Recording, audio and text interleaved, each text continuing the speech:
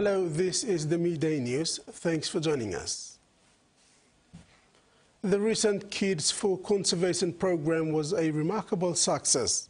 7 enthusiastic young nature lovers came together for a day filled with exciting adventures and hands-on learning about the importance of conservation.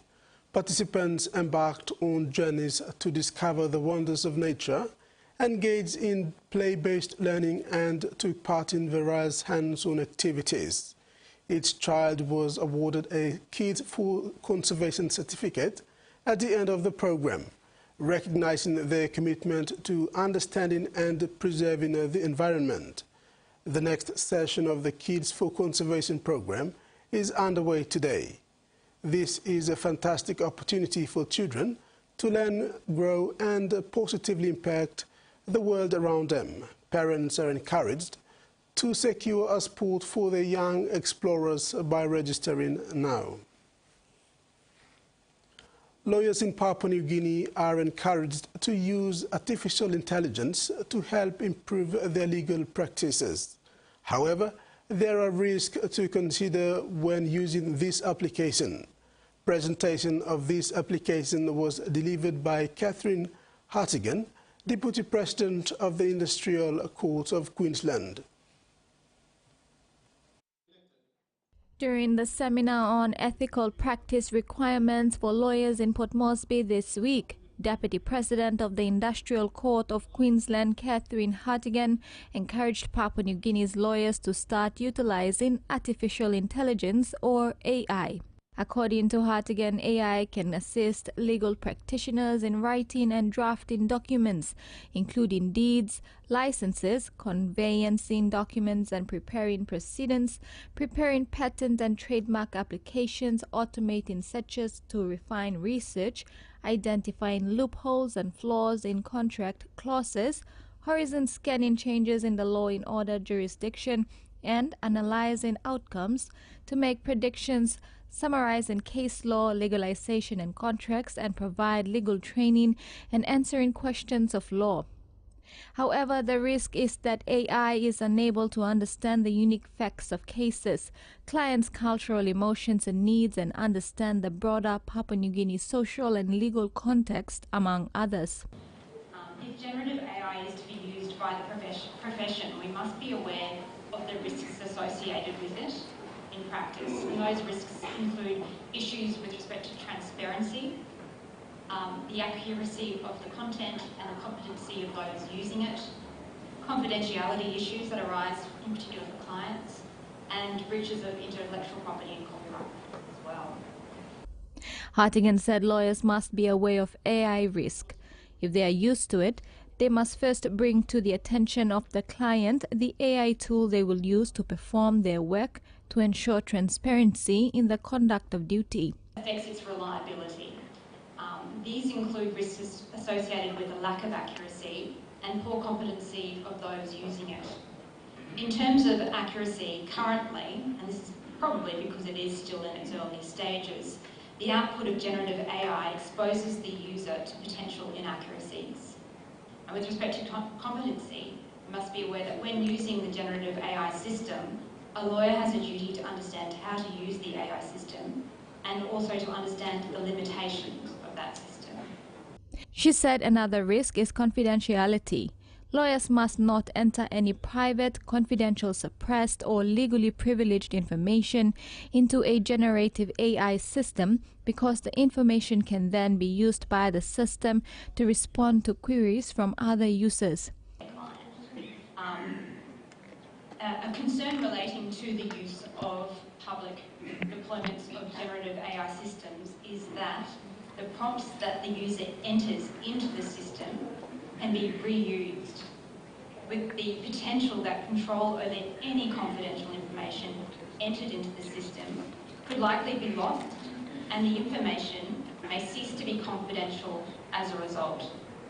Hartigan said another risk is lawyers must understand that a generated AI system is substantially like a third-party copyright work. In the use of AI, it's important to remain vigilant of ethical obligations and, if in doubt, always refer to your professional conduct rules as a guide. I'm sure your president of the Law Society will agree.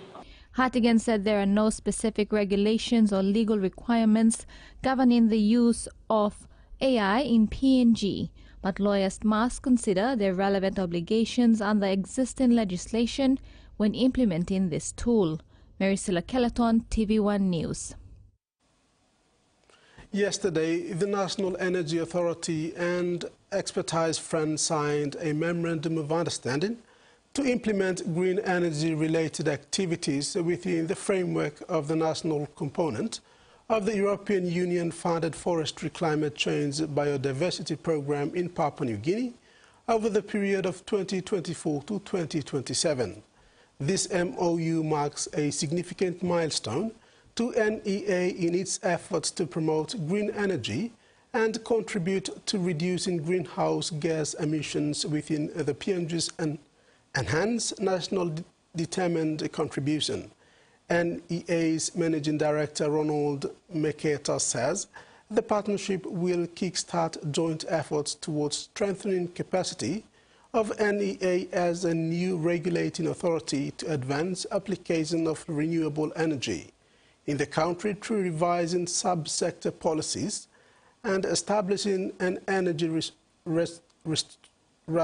repository hub within the NEA. The signing ceremony was witnessed by representatives from the European Union delegation to PNG, the Department of National Planning and Monitoring, as well as divisional managers and focal points from NEA and other stakeholder agencies. In regional news, as the federal government continues its crackdown on vape sales, doctors fear it could prompt young people to switch to cigarettes. Instead, smoking rates of people aged 14 to 17 rose last year for the first time in 2 decades, and experts are worried that upward trend is set to continue. 24-year-old Luke Wallace started vaping 4 years ago. Just being able to pick something up, take a hit, you get a bit of nicotine. It's just the convenience, really. But he's recently switched to smoking, influenced by social media posts about the long-term health risks of vaping. You really have no idea what's in those vapes, whereas cigarettes, at least you know it's bad, but you know what it is. Experts say his experience is not unique, warning vapes are becoming a gateway drug for cigarettes. There is an increased risk of young people who vape, who they would then go on to take up tobacco, traditional cigarettes, and that's about a 3 to 4 times increase. New world-first laws introduced by the federal government are set to restrict sales of vapes to pharmacies, and people under 18 will only be able to access them with a prescription. But with a new Cancer Council report finding about 1,200 12 to 18-year-olds are taking up vaping each week, doctors fear the crackdown could make them turn to tobacco to satisfy their growing nicotine addiction. There may well be a group of people who are shifting back to cigarettes or are moving to cigarettes for the first time. Vaping research shows young people underestimate the associated health risks. But as anti-vaping campaigns continue to reach teenagers and young adults, there are new concerns. Many have lost sight of the dangers of smoking. So they haven't been exposed to as much information, perhaps as they maybe need to have been, on just how harmful and how damaging tobacco and traditional cigarettes really is. Mr. Wallace says he'd feel safer using a regulated vape from a pharmacy. If the government's kind of, stepping in and being like, okay, this is what we're offering, I think that's definitely a good thing. But his message to others is simple. If you haven't started, just don't. That's it.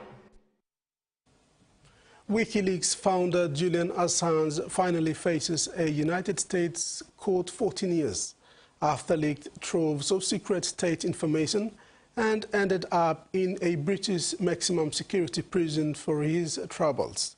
Assange agreed on Tuesday to plead guilty to a single criminal count of conspiring to obtain and disclose classified U.S. national defense documents, according to filing in the U.S. District Court for the Northern Mariana Island, a U.S. territory in the Pacific.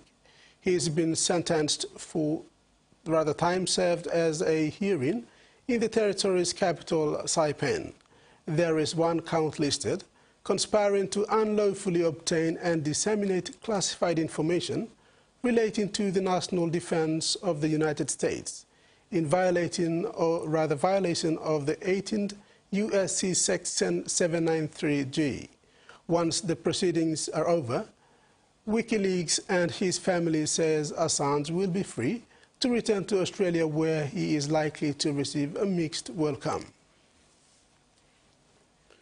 Australia's Prime Minister has welcomed the conclusion of Julian Assange's legal battle. Anthony Albanese expressed his pleasure that the long-running matter has finally been resolved. Australia had long called for the US to end its pursuit of Mr. Assange, who is 52 years old and faced spying charges. Albanese had directly raised the issue with US President Joe Biden and politicians from across Australia's political spectrum.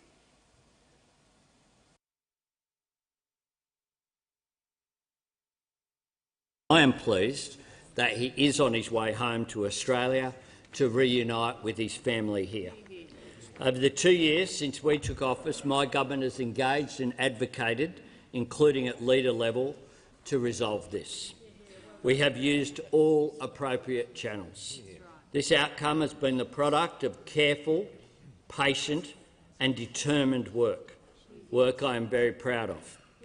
The Australian government continues to provide consular assistance to Mr. Assange as he returns home, as we do to Australians, for Australians right around the world.